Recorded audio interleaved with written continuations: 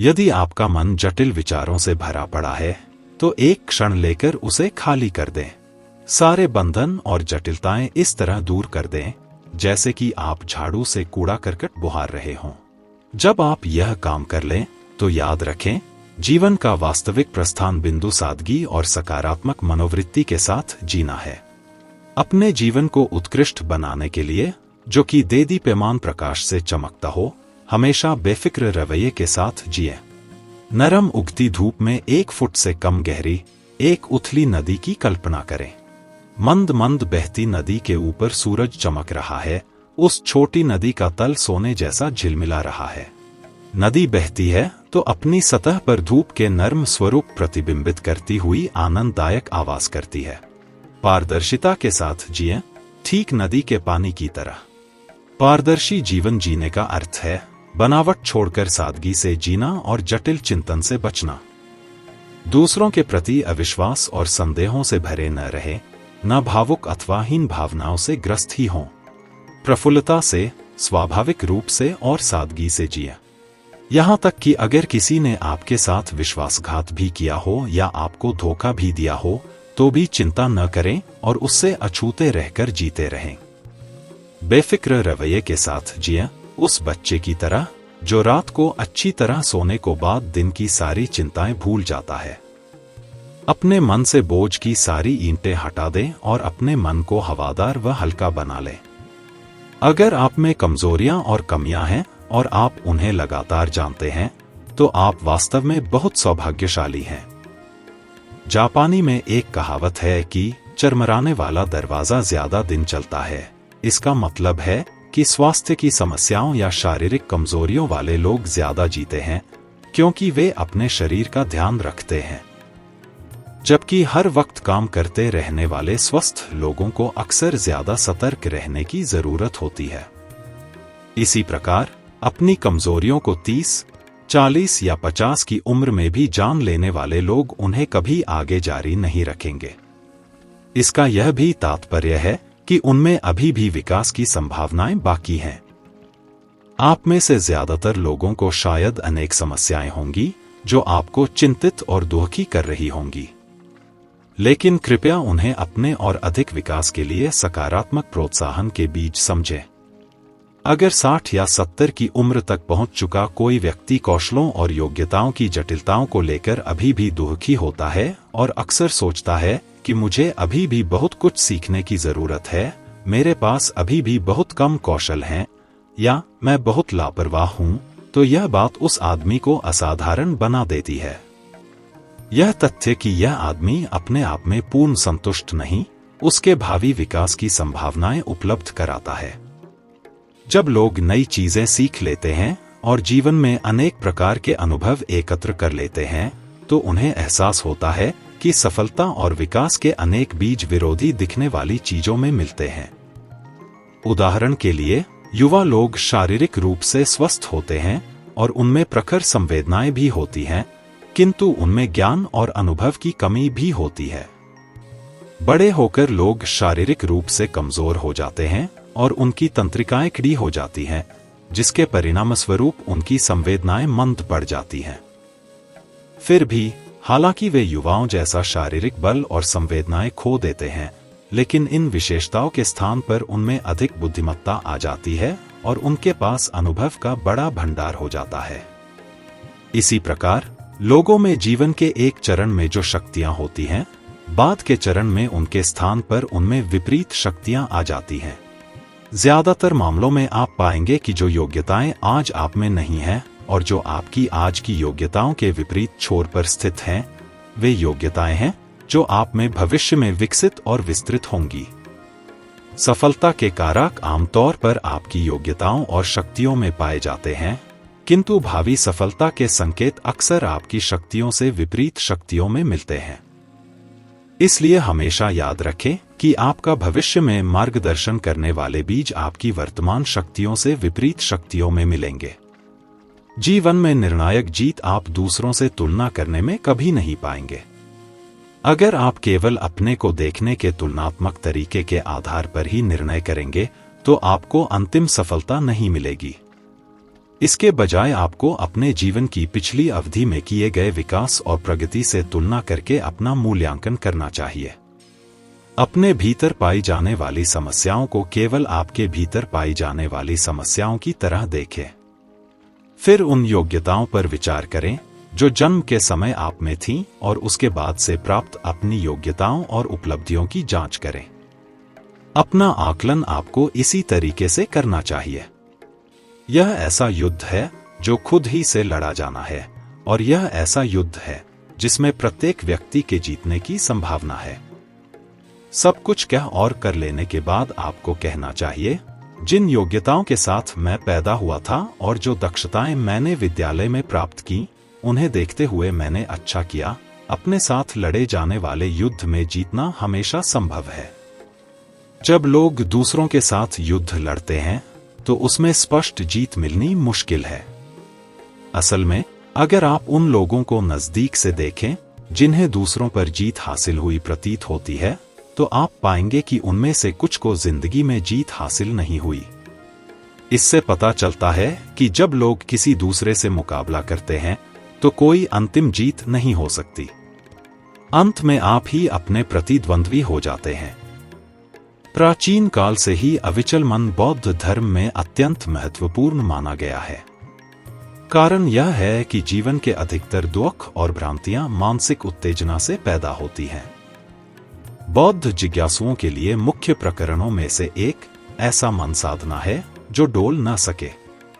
स्थिर अविचल मन वाले व्यक्तियों में गहन आंतरिक शांति होती है और साथ ही उनमें बल और विश्वसनीयता भी होती है। समस्त कठिनाइयों से पार पाने का दृढ़ निश्चय और मजबूत अडिग संकल्प नेतृत्व की योग्यताएं विकसित करने की आधारशिलाएं हैं। नेता होने का सार मामूली कठिनाइयों से कभी विचलित न होना और किसी भी समस्या से पार पाने की शक्ति रखना है। इस शक्ति का स्रोत अविचल मन है। ऐसे बहुत से लोग हैं जो आत्मविश्वास रखने का दावा करते हैं, किंतु आलोचना से पाला पड़ते ही अक्सर उसे खो देते हैं। इन लोगों को सच्चा अविचल मन विकसित करने की आवश्यकता है। इसे हासिल करने के लिए इस तथ्य के प्रति जागृत होना अनिवार्य है कि आप ईश्वर की संतान हैं, क्योंकि इस बोध के बिना अविचल मन केवल सती बात है। जब हम यह जान लेंगे कि अपने दिल की अत्यंत गहराई में हम ईश्वर से जुड़े हैं, तो हमारा मन डाम वांडोल नहीं होगा। किंतु यदि यह विश्वास डगमगाता है और आप यह मानना शुरू कर देते हैं कि आप नियति की दया पर निर्भर हैं, जैसे भाग्य की नदी में बहता हुआ पत्ता, तो आप पूर्णतः विचलित हो जाएंगे।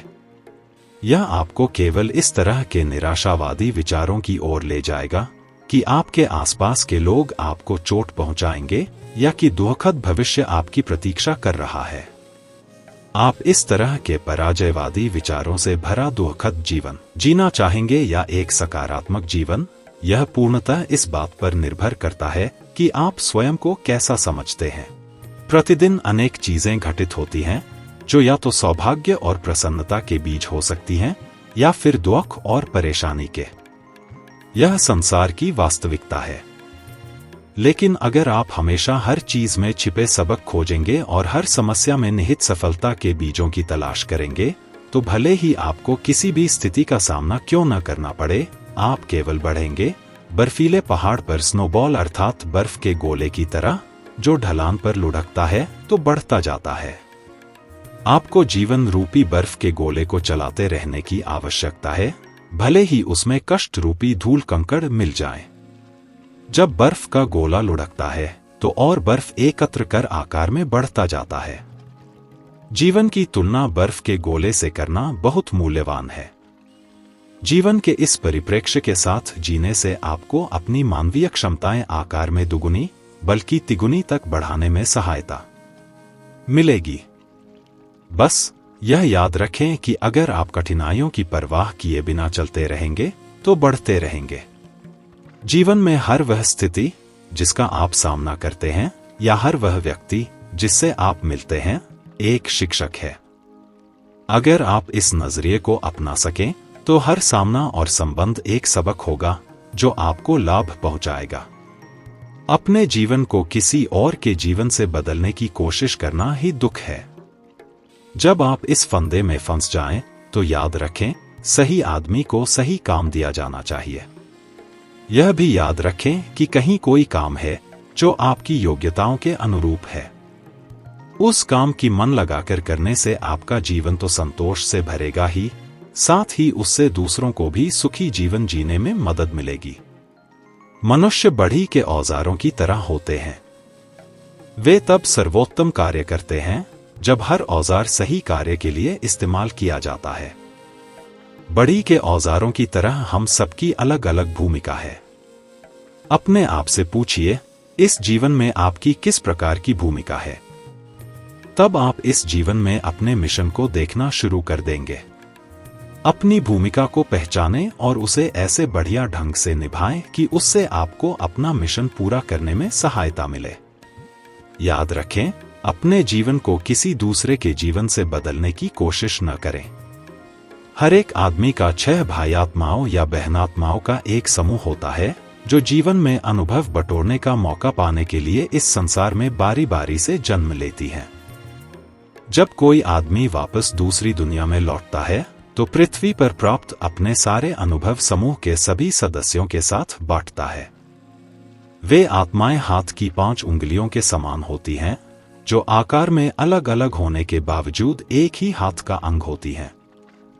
मुख्य आत्मा अथवा समूह की नेता की तुलना हथेली से की जा सकती है और भाई या बहनात्माएं छोटे किंतु चौड़े अंगूठे, गर्वीली तर्जनी, लंबी मध्यमा, सुंदर अनामिका और प्यारी कनिष्ठिका जैसी होती हैं।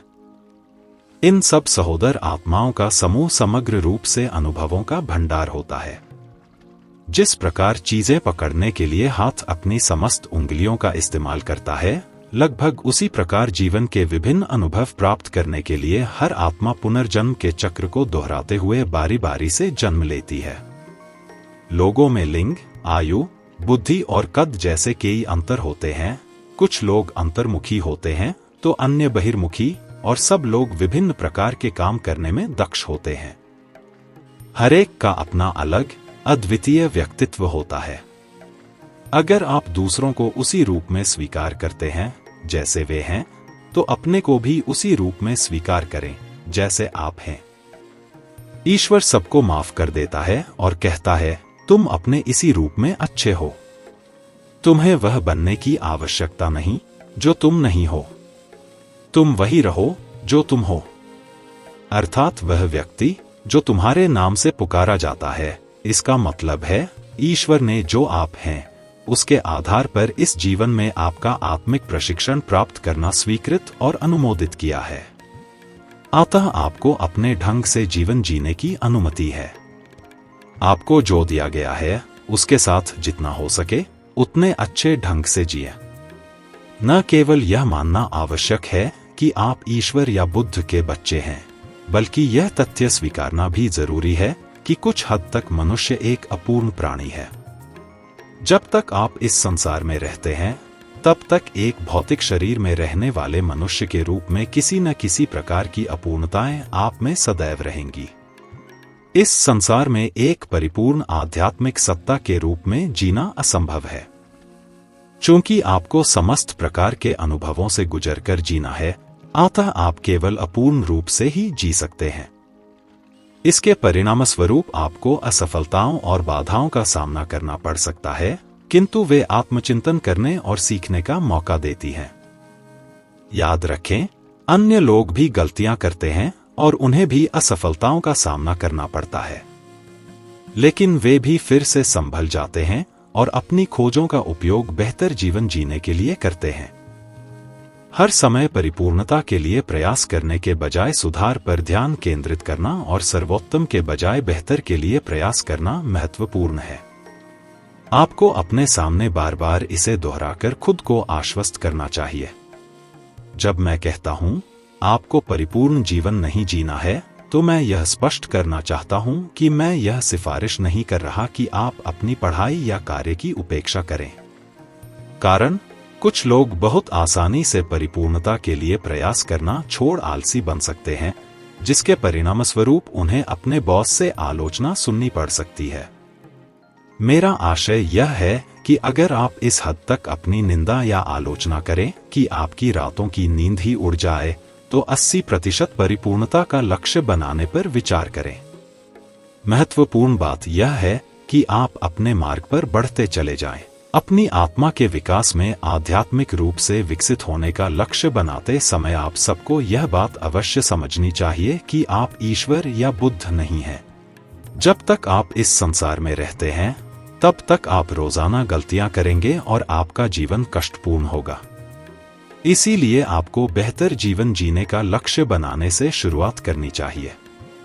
आपको यह अवश्य समझना चाहिए कि हालांकि मनुष्य ईश्वर की संतानें हैं, लेकिन यहाँ धरती पर अपने जीवन के दौरान वे अपूर्ण, अनाड़ी प्राणी भी हैं। जिस अनाड़ीपन से आप जी रहे हैं, आपको उसे पहचानना और स्वीकार करना चाहिए। जब आप चिंताग्रस्त होते हैं, तो सामान्यतः आपका हृदय 2 या अधिक विकल्पों में टूट जाता है और आप नियंत्रण खोना शुरू कर देते हैं। जब आप खुद को इन परिस्थितियों में पाते हैं, तो विचार करें कि चिंतन का कौन सा तरीका आपके विकास में सबसे अधिक लाभदायक रहेगा। इससे आपको सही उत्तर मिल जाएगा। उदाहरण के लिए, किसी परीक्षार्थी को लें। स्वभावतः कुछ लोग उत्तीर्ण होते हैं और कुछ अनुत्तीर्ण। लेकिन दिलचस्प बात यह है कि उत्तीर्ण होने वाले लोगों में से भी कुछ लोग कुपित हो जाते हैं, सिर्फ इसलिए कि उनके ग्रेड उतने ऊंचे नहीं होते जितने की उन्होंने उम्मीद लगाई होती है। वे अपने अहंकार के कारण परिणाम स्वीकार नहीं कर पाते। दूसरी ओर, कुछ अन्य लोग उत्तीर्ण होने पर प्रसन्न होते हैं और कृतज्ञता अनुभव करते हैं, भले ही उन्हें केवल उत्तीर्णांक ही मिले हों। इस प्रकार लोगों की मनोवृत्तियां अलग अलग होती हैं। लोग अपनी मनोवृत्तियों के लिए अनेक प्रकार के तर्क ढूंढ लेते हैं। कुछ लोग कहते हैं कि चूंकि जीसस क्राइस्ट ने दुख भोगा था, अतः स्वाभाविक है कि हम भी दुख भोगें। विचार करने योग्य महत्वपूर्ण बात यह है कि कौन सा विकल्प बेहतर है और आप किस प्रकार के व्यक्ति बनना चाहते हैं। कुछ लोगों में स्वयं को दुखी बनाने वाला विकल्प चुनने की प्रवृत्ति होती है। ऐसे लोगों की मदद करने का कोई उपाय नहीं।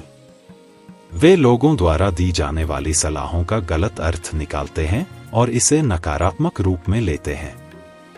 ईश्वर सदैव आपकी ओर मदद का हाथ बढ़ाता है, लेकिन अगर आप दुख का चयन करते हैं, तो ईश्वर भी आपकी मदद नहीं कर सकता, क्योंकि सुखी होना या न होना लोगों की इच्छा पर निर्भर करता है। अतः यह आवश्यक है कि आप सुख का चयन करने के लिए कृतसंकल्प हों। हर चीज का एक कारण होता है और उसके शीघ्र बाद उसका परिणाम आता है। अतः यह आवश्यक है कि अच्छे बीज बोने, उनका पालन पोषण करने और उनके फलों की फसल काटने के तरीके सोचे जाएं। मैं एक विचार सिखाता हूं जिसे डायनामाइट चिंतन कहते हैं। यह विचार है अपने मन में विस्फोटक शक्ति रखने वाले बीज बोने का। मुझे आश्चर्य होता है कि इतने सारे लोग कमजोर मनोवृत्ति के साथ क्यों जीते हैं। दुनिया ऐसे लोगों से भरी पड़ी है जो मुश्किल से ही मुक्ति की कामना करते हैं और सहायता मांगने में हिचकिचाते हैं। बहरहाल, मैं कहना चाहूंगा कि पुराने धर्म के दिन समाप्त हो गए, जब लोग सोचते थे कि प्रार्थना करने या भगवान का नाम लेने से वे बच जाएंगे। समस्त लोगों को बचाने की कुंजी इस या उस प्रकार के चिन्ह पर आधारित किसी तात्कालिक या अतिसरलीकृत पद्धति में नहीं पाई जाती।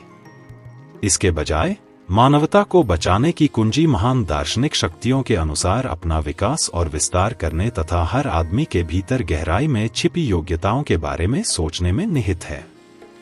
जो लोग मन की कार्य प्रणाली के भीतर निहित शक्ति के बारे में सचमुच नहीं जानते, वे कह सकते हैं कि वे केवल शब्द, भ्रांति या मात्र दिलासा देने वाले विचार हैं।